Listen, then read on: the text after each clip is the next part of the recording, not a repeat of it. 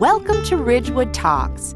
Through this podcast, we will be introducing you to some of the leaders and legends in our village. We'll keep you updated about fascinating local events, and we'll dig into the town's hot topics and so much more. But first, let me introduce myself. I'm Jeannie Johnson, the founder of Ridgewood Talks and Ridgewood Walks. The goal of these initiatives is to create a kinder, more connected, and more vibrant community.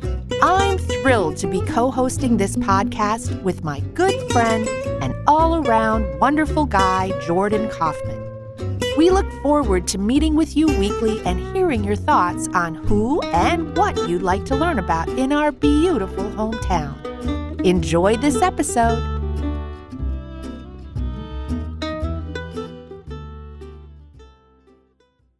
Hey, listeners. Thanks again for showing up for another episode of Ridgewood Talks. Today, we have somebody really exciting on board. All of our guests are really exciting, but I particularly like this guest because she is all about inclusivity in our village. Kerry White is on the show today. She is the vice president of Ridgewood Newcomers, and we will delve into that in just a second. But first, Jordan, how are you doing? I'm doing great. I'm good on everything, Jeannie. All good stuff. A lot of exciting stuff coming up this spring for Ridgewood and the downtown. A lot of big events coming up, and Newcomers actually has some of those events. So we're excited to delve into that. So Kerry White, yes, we are really lucky to have this gal in our town. She is a Bergen County local, raised in Franklin Lakes. And she somehow found her way back to Ridgewood after college. And that was Harvard, by the way. And she received a degree in economics and works in investment management at Citibank of North America, and has a fairly significant position there as well. Kerry has been very instrumental in sort of reorganizing the Ridgewood Newcomers group. So Kerry and I met through a really cool event that I had originally titled Ridgewood 101, but her creative side won the day when she titled the event Sips and Civics. So welcome, Kerry. We're really happy to have you here, and tell us more about Newcomers and your role as vice president. Great. Thanks, Janie and Jordan, for having me. I appreciate the gracious introduction. I didn't know I accomplished some of those things.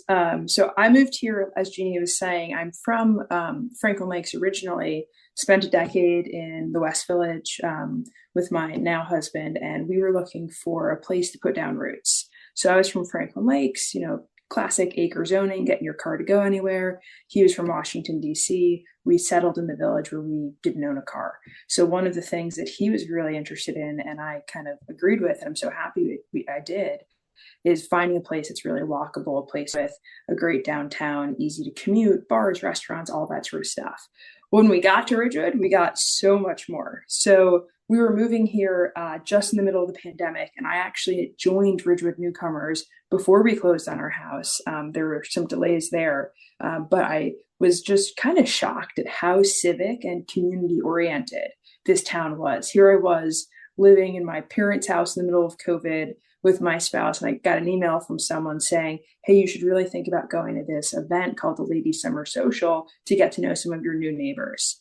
So I stroll into someone's backyard, totally intimidated, going in and, don't know anyone. And, first thing that happens is someone comes up to me and says, hi, welcome to the event. I'm the community liaison for Ridgewood Newcomers. It's so nice to meet you. Like, tell me about yourself. And I'd never had that experience really. Living in the city for 10 years, going to alumni, networking, association events. I'd never had an experience where you walk in cold to an event and you're just greeted with so much warmth of this connectivity of your community. So I said, wow, this is a really, really cool organization. To my husband, William, we have to join. So we actually joined Newcomers before we actually even lived in Ridgewood. Obviously, we were moving here, so it kind of made sense. And today we're about 225 families. Which is amazing. I think the pandemic obviously brought all of these people from different places into Ridgewood. We've certainly seen the growth there, whether it's people buying new houses with their family or people going into these great new rental apartment buildings we have downtown. So there's a variety of families who've joined. And what we try to do at Newcomers is build community fabric. So by design, Newcomers is transient. You're coming here, you're going to be new, you're going to be part of this organization for a few years, and then you're going to try to find your way within Ridgewood. So one of the things we've been very focused on in the last 2 years, especially, is doing a better job at connecting newcomers to other community organizations in Ridgewood. So that might be through an event like Sips and Civics, where we invited all of these volunteer organizations to come have kind of like an open house. We had a panel where people could learn about, how is the village organized from a governance perspective, from the Board of Ed perspective. How can I find out when my recycling is supposed to go out? That Recycle Me app was like a real, mind blown sort of concept for people that night, which was very funny. Actually, I think it's called Recycle Coach. Is that right? William has the app. He's the recycling guy in our house. But all of these small things of actually just trying to help people get into Ridgewood and understand how our community works, and also all the opportunities for this community. So Newcomers, it's in its 76th year, but I think it's really looking forward into this kind of how do we do more to be civically engaged, to build really strong relationships between its members, but also connect our members to the broader community of Ridgewood. So we're so grateful to be on this podcast. You guys have been doing amazing things, highlighting different parts of the community. And it's just, I think there's so much more we can do for people who are new to town. So it's very exciting. I agree. Thank you so much for spearheading that part of Newcomers, because it is really important. Ridgewood has been known for its philanthropic spirit throughout all of New Jersey, as a matter of fact. And so the fact that you are encouraging newcomers to get involved in all the things that we have in Ridgewood, I appreciate it so much. I know we just collaborated on another event with newcomers and the Ridgewood Historical Society and Schoolhouse Museum, which is a really fun event. We appreciated your participation, and we had a really good time that night. We called it Night at the Museum, and where you were able to learn about some of the history of our community and learn about, your own homes. We did some research for the participants, and we were able to find some interesting facts about everyone who came and their homes that they live in. So that was a really fun collaboration. And again, it was a great night. And I think one of the things that really kind of struck us is, we had people there who, I was there. I just had a baby 2 months ago. I was there. I brought Robert with me, the little baby. We had one of the newest members of the community, as well as people who've rejoined Newcomers as what we call empty nesters. And these are people who maybe moved away and came back, or their kids are out of the house and they're just looking to reestablish a community.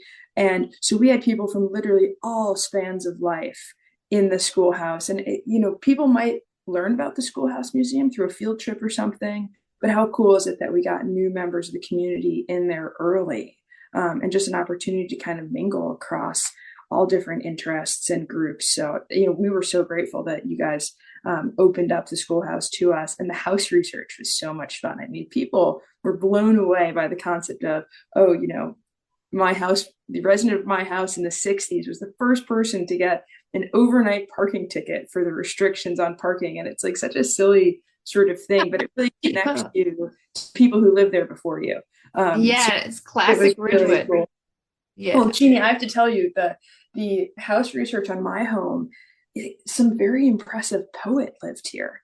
And like now my husband and I are saying, wow, we're really going to let down the legacy of this house. Like neither of us are impressive anyway in that sort. So it was really fun, and all the hard work. You could always do haikus, Kerry. Haikus, I'm not good at counting those syllables. I never did well with that. But yeah, it was a great night. So I think also a good example of kind of what Newcomers is trying to do more of. So of course we want to have the events where we're just all going to socialize at a bar or in someone's backyard and get to know each other. But we also really want to have events that have a different sort of dimension in either its content, but also in its connectivity to the community. That's a huge thing for us. And especially going forward, it's really big. Just touching on some of the activities that I'm involved with in town that have really been enhanced by Newcomers. Those Sips and Civic nights, that fun night for people to connect with old timers, if you will. So I guess, one of the things that we're hearing from you, Kerry, is that Newcomers is going through a bit of an evolution, that what has normally been you move to the town, you do Newcomers for a few years, and then they kind of let you off into the wild and you figure out where you're going to connect with people from there. But it seems that Newcomers has some initiatives, including, as you mentioned, empty nesters programs. There's some sports programs. So I don't know if you can add a little bit of how the thinking of Newcomers has changed a bit as you've gotten more involved in some of the other organizations and things like that. It seems that there's a little bit more of a commitment potentially that people can have to Newcomers versus what it used to be, which is, welcome and now off to your next spot. It seems that Newcomers, you can linger and hang for longer and learn more through that. Am I interpreting that right? I think that's totally right. So one of the things that is interesting, most of the people who join Newcomers are new people to town who have young families. That's historically sort of been the demographic. And we've been trying to shift that a little bit, I think in part because of the pandemic. And there was this mass sort of like change and, this inflow of people to Ridgewood. So sort of building on this great heritage of, we're going to have events that are trying to connect newcomers to each other, provide a social environment for people to really build some relationships, but then also expanding that to connect different cohorts of our community to each other too. So for example, we now have an interest group called No Kids on the Block. That is a subgroup of newcomers that's trying to really get at people who move to Ridgewood, don't have children. And, I was in the camp, we moved here in 2020. We just had our first baby 2 months ago, like I said, and No Kids on the Block was a way for us to meet people. A lot of people meet friends in town through preschool or nursery school, or even just like going to the park and seeing another mom. Certainly not something I always joke also, people who get a dog to meet someone in the city. It's like, I have a cute dog and now I have a thing to talk about with all these potential people in the dog park. It's like we moved to Ridgewood and I was like, how are we going to meet people? We don't even have a kid who can help us kind of connect to other people in our similar situation. We didn't get a dog. We joined Newcomers instead. So No Kids on the Block is an example of trying to be more inclusive and recognizing while it's a minority of our members who don't have children, there is a group who probably have a lot of kind of more free time or different interests and want to do things together. Similarly, we have a subgroup that's called Family Fun that's really aimed at, children probably anywhere between 3 or 4 to 10. And they're doing things like making gingerbread cookies for themselves, but also for one of the places like Ridgecrest. So we actually partnered with Health Barn Foundation this winter, and we did like a co-event where they were making cookies for themselves, but they were also making cookies to drop off and try to brighten the day of one of our more senior residents of the town. So these are some of the things we're trying to do that's above and beyond sort of maybe what traditionally what's happened. Newcomers actually, though, had a phenomenal history with philanthropy. So each year they would do a gala every spring. And what was very cool is they would pick a new recipient each year in the community. So last year we hosted a gala in the benefit of Family Promise. This year we're hosting a gala in the benefit of Health Barn Foundation. And then ahead of this gala this year, we've been partnering with the Health Barn Foundation on smaller events so that our members can get to know both what their offering is through the foundation, but also what their offering is through the community. So my bet is today we're recording on a holiday. One of the things I learned from parents is like a secret kind of trick or tip is that Health Barn has 1-day camps, because your kid might have off from school, but you don't have off from work. And it's a really fun, enriching day for them to learn about, nutrition and different sort of where their food comes from and all that sort of stuff. It's an amazing thing that a lot of our members didn't even know about. And, here we are partnering with the foundation for for all of the amazing things they do with healing meals. And at the same time, we're also educating our members of other opportunities that exist within the town. So some really great sort of connecting there. And I think that we probably have an opportunity to do more with our downtown. So Jordan, your chairing of the CVDAC, I think this is really interesting. It's like, how do we do more with the local businesses and connect the new people to town to those local businesses, whether it's through curated events or even just sort of recognition of like, these are where, a really cool like local shop is, and here's their history and their heritage, and like kind of go check it out.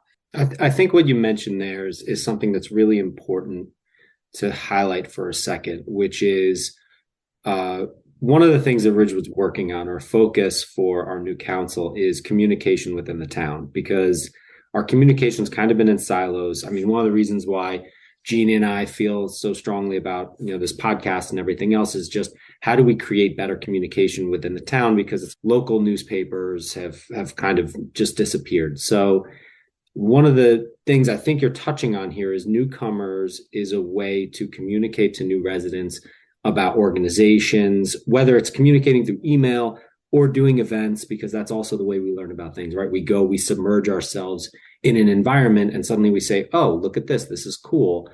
And even talking about, the downtown and how Newcomers helps introduce new residents to the different businesses and opportunities within the downtown. And I think that proactively highlighting that and making that part of what members are looking for when they come here, which I think they are for Newcomers, and also helping businesses and other organizations know that this is part of Newcomers' mission statement, makes a big difference, because it kind of breaks up the old ice that kind of held us in place, where a business comes in town and they say, how am I going to get the word out to residents? The first thing they start doing is going to Facebook and throwing money at Mark Zuckerberg, which we don't need to do. Instead, it's how do we talk to organizations like Newcomers? And because your guys, it's philanthropic, it's just kind of getting the word out, helping people acclimate to this new environment that they find themselves in, or an environment that maybe they've been in for a long time.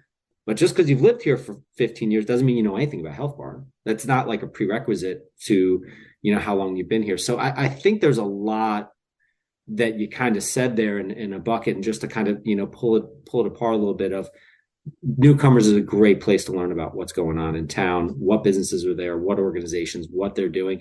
And I think it's great that you guys are partnering more and more with that stuff. I realize that wasn't a question, but no, I guess my comment on that is, we've had some really great events with some of the businesses in town, and the feedback we get on them are always phenomenal. So for example, at Olive Our Twist, we did a great night where our members learned about olive oil, had a little bit of a shopping event. Who doesn't love a little retail therapy after work? And I think it was an opportunity for people who maybe had driven by the store, but, never stopped or went in or were busy or whatever, to really get to know a local business and have a fun night with some kind of new members in town as well. And that's an important part for us. Like, we're run by volunteers. So our board's 36 women, and it is 100% volunteer based. So, all the events we'll put on approximately 85 events this year. All of those events that are put on are, really just the hustle of these individuals who want to create cool experiences for their neighbors. And when we have local businesses who want to partner with us, that's like, kind of this amazing kind of phone call in of like, yes, of course, we'd love to do an event together. We're going to be doing an event for family fun with a local business who does really cool braids for little girls. She does birthday parties. She'll actually do some stuff for the boys too. But, these braids are amazing. She's got like tie-dye woven into French braids that are in the shape of a heart. Oh my gosh, can you like come like be like, you're the coolest person ever. And I ran into this business owner at a pop-up shop that a few of the local businesses did for Galentine's Day. We're walking through it, and I see her there, and she had already reached out to us about like, hey, I'd love to do an event with you guys. It's really fun. And, I think that, the daughters of your members would have a lot of fun with it. But it's a great example of like, we have lots of sort of inbounds. We're also making lots of outbounds to local businesses of how do we partner, how do we connect people in, have some fun, and for a mutual benefit. So lots of good stuff, I think, to do with local businesses. And I think we can be doing even more. Well, as someone who coordinates a lot of events in town, I want to thank Newcomers for infusing new life and excitement into some of the things that I'm involved in. For example, Oktoberfest. I think Oktoberfest turned out to be a very successful event that is now a annual event in Ridgewood. And I think it's in large part to the participation of newcomers. And the other thing that I am really excited about is the entertainment piece at the pedestrian plaza. And for those of you who don't know, the pedestrian plaza is coming back by popular demand. And we're going to have activities every weekend that will be family focused and family fun. And there are a couple of representatives from newcomers that will be assisting us in developing those activities for younger kids and families. So we're really excited about what you're going to bring to the table there. And Jeannie, on Oktoberfest, this was a great evolution because a little bit of the history from our side is we were organizing a hayride with a local farm. And it was like, a private event, and it was like up to 30 newcomers, and it was just us, and like that was great and all. But we were sitting there in our board meeting saying, why are we going to organize an event with just the 30 of us when our town is actually doing an amazing event and we could meet more people, have a presence there. People who don't know about newcomers could, maybe see our sign and say, oh, what's that? I should think about it. But also can then be supporting something that's so great being put on in our downtown. And that partnership we had there of just having like a little designated spot and, doing all of the same things that other residents are doing, but really being a presence at the Oktoberfest was a total win in our book. So another area where we did great partnership with a nonprofit in town is the 4th of July.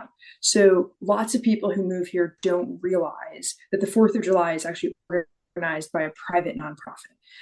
They are looking for support and donations throughout the year to put on what is really this amazing piece of Americana, in my mind, of this old-fashioned traditional 4th of July parade, events, fireworks. Like it's, one of the coolest things in Ridgewood. So 2 years ago, as newcomers, we said, hey, to the 4th of July committee, can we just like put a tent on the parade route? And they were like, absolutely, do that. Put up your sign. It's really great. And this year we had people across 3 generations, newcomer members bringing their parents and their own children out there on the 4th of July parade at the flag salute, doing all of these things. So going forward, I think, for us, one of the things is we're going to partner with the 4th of July committee to do some fundraising with them. And I think that's a really important thing for our members to get to know, that it's really the civic engagement of independent residents who are working with the town, but not for the town, to create a community that, we all, I think, love and appreciate. On behalf of all of the volunteers in Ridgewood, I am grateful and excited because what the energy that you're bringing to our community and to the events that you just mentioned is phenomenal. I am so grateful. And it's wonderful to know that all the work that we've done as decades-long volunteers in this community, that you people from newcomers will be good stewards to all of the things that we have sort of created and that you're going to make better. So it's really exciting. And again, I want to mention to the piece about the empty nesters.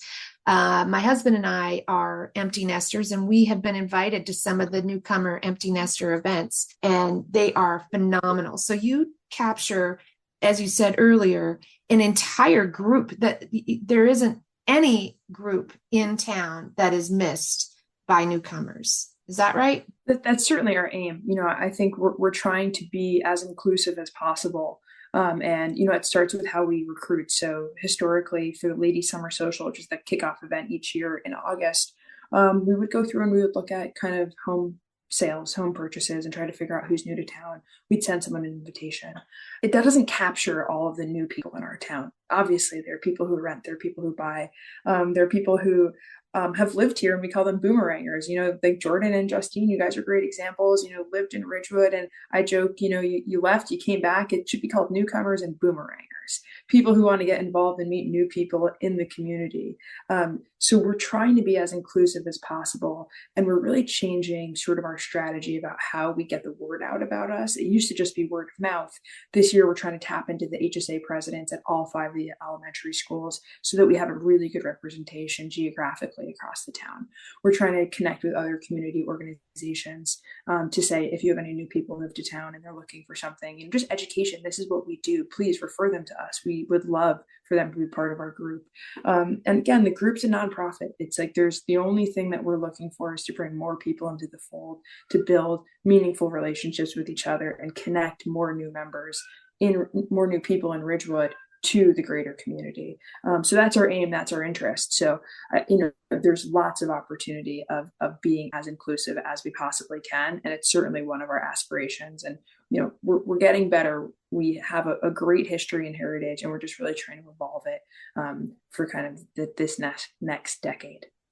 Kerry, can I ask you a quick question? Sure. Who are the marketing geniuses in Newcomers behind all these awesome names?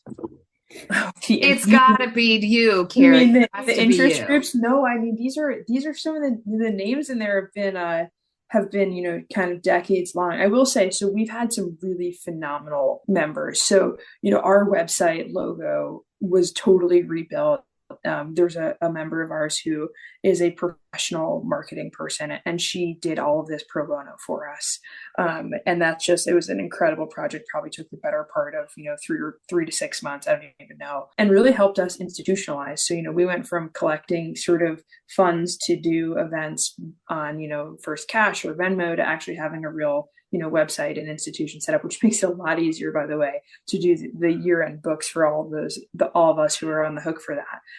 But we try to make things fun. So, some of the funny. I think what funny. You're referring to, Jordan, are you referring to the men's sack club?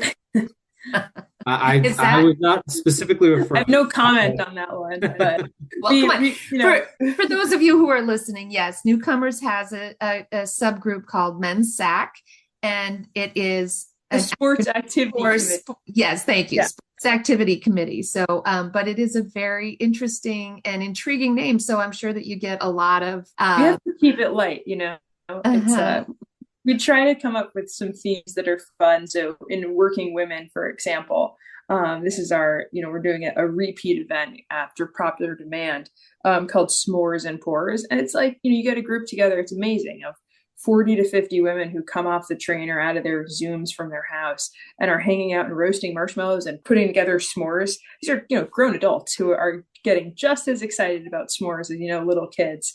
And then, of course, pouring something on the side, whether it be a glass of wine or something. But we try to have some fun with this. And we certainly try to work on the events being appealing. And the last thing you want to do is show up to some event where, someone sticks a name tag on you and you feel like it's like forced fun. And that's not what we're trying to do. There's obviously organization around it, but we get a lot of people who show up who have some actual fun, which is good. And, I am just floored. Sometimes I meet someone new and I'm talking to them, chatting to them about their experience in Ridgewood, and they'll tell me, oh, if you haven't yet, you have to join Ridgewood Newcomers. My best friends from 35 years ago when I moved to town are people I met at, Baba such and so event. And it's just amazing, to think that, you move to a new place and you say, how am I going to meet people? How can we do this in an inclusive way? And, Ridgewood Newcomers is its own 501c3. It's got volunteers trying to put these things together for the express purpose of building a better community in Ridgewood and really getting new people to the town involved. It wasn't a selling point when, we were looking at different towns, but it certainly should be in terms of the real kind of civic nature of this community. And almost this kind of like throwback to people care about meeting other people and being involved in the betterment of where we live. So it's a great organization. I agree with you. And so for our listeners, I'd like to have them learn how they can find out how to become a member, what the membership fees are, and do you have a social media presence? Give us all the details. To become a member, you can go on our website. We have a social media presence on Instagram. And each year, the fee for a family is $100. And what does that cover? That covers 2 events. One is the Ladies Summer Social, which is geared towards women, and then the New Member Cocktail. Both of those are free events. Well, they're not free, paid for them via your membership. And they're kind of everyone in Newcomers is invited. The other thing it covers is the infrastructure of the actual organization. So we have all of these sub-interest groups, from our book club to the men's SAC to working women, which are all these subgroups that we call family fun, no kids on the block, empty nesters, all these subgroups that are that plan smaller events for people within Newcomers. So your $100 goes to the organization overhead and also these two events that happen in August and then the fall. And then each of the events are kind of a la carte. Some of them are free. A lot of them are free. A playground meetup, the men's interest group loves to say, okay, we're going to meet up at McMurphy's tonight and we're going to go to trivia night or whatever it is. A running morning, like we'll get a coach in who will teach us running technique, and we'll get 20 people who are interested in, improving their stride. I commend those people who are still athletic and trying to be. I'm just trying, get a good walk into town these days. But those are all the things that come with the membership. Then there are hallmark events such as the Progressive Dinner, which is a night where you go to 3 people's houses. Everyone convenes together at one house. You break up into groups of 10 to 16 and go to someone else's house. They welcome you into your home. You're sitting with, between 4 and 8 other couples, and then you all meet up at a third person's house, the whole group of 150 for the last one. So lots of different events and opportunities once you sign up, and it's all communicated to you in a newsletter that goes out pretty religiously at 7 a.m. on Tuesdays. So we've figured out that that's the time that people are either on a commute or haven't gotten super crazy with the kids yet. So everything goes out at 7 a.m. on Tuesdays, keeping our members updated of what's going on. And then if you're not a member, you can learn more about what we're doing via Instagram, because we try to share the different aspects of our events and our interest, whether it's philanthropy. We're doing a diaper drive right now. This was a great idea at a board meeting. Someone just asked, I've got all these diapers besides newborn. I'm done having kids. What should I do with them? And we're brainstorming. We're like, let's actually just partner and do a diaper drive with one of the local charities. So one of our board members is accepting diapers at her house for a month. Bless her. That's a long time to be having kind of dribbles coming in.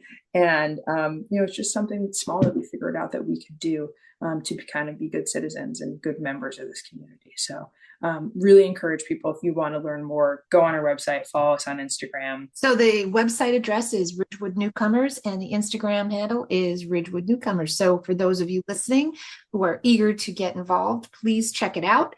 And Kerry, I think your contact information is right there on the website, so you can do that. And if anybody wants to learn more, they can reach out to us here too at ridgewoodtalks@gmail.com. Listen, Kerry, you are a very busy and engaged person in our village. I am so grateful you're here. I know you have this new baby that you're tending to, so I'm going to let you go to him now. And I just want to thank you again and again for taking the time to be here and to talk about a very worthwhile organization, Ridgewood Newcomers. Well, this was fun. Thanks for having me. Thanks so much, Kerry.